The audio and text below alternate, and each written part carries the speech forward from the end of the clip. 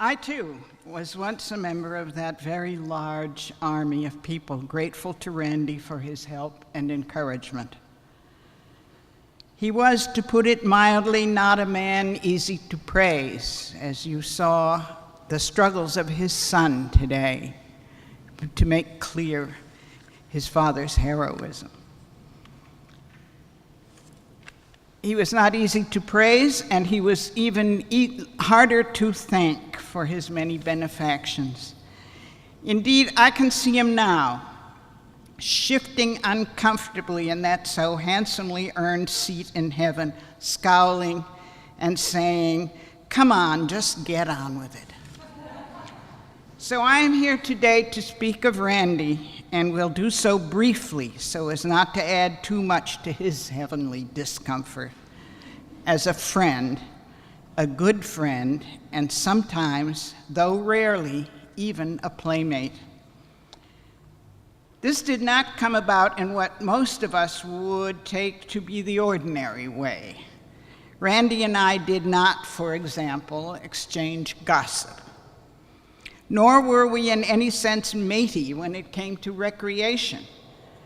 Randy was a man of the sea and a boatman, a golfer, and no doubt many other things that I don't even know about, while my husband and I were two hopelessly sedentary Jews. True, we liked and disliked the same public figures, but that by itself didn't get you very far. But early on in our acquaintance, there was an evening when he introduced us to his daughter. Then I would guess about 18 or 19 years old or so. We did not meet his son until a couple of years later, then still a boy full as yet undistilled dreams.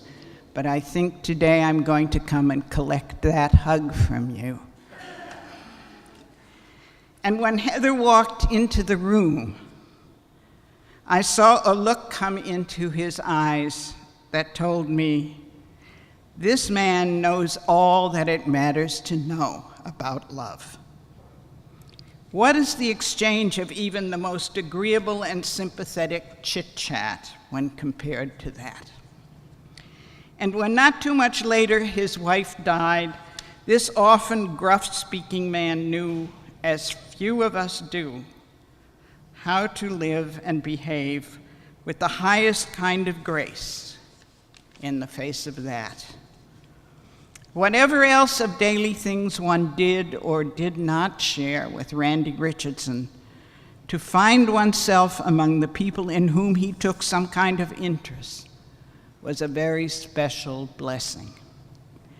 And when he married again, could he have known that the lady he had chosen would be the mate to see him undaunted through the darkest of times? My answer to that terrible question is a grateful yes. Now at least he is at peace. And I want to leave you with a picture of Randy that to this day makes me recognize myself as someone granted a treasured, if to many, not most of you, an unlikely image. Randy in Germany, with Les Lenkowski, I think, if I'm not mistaken, and me, at the end of one of those innumerable conferences devoted to discussing the defeat of radicalism and/or the future of democracy. At the end of the conference, there was the usual after-meeting party. And at this party, Randy danced the polka.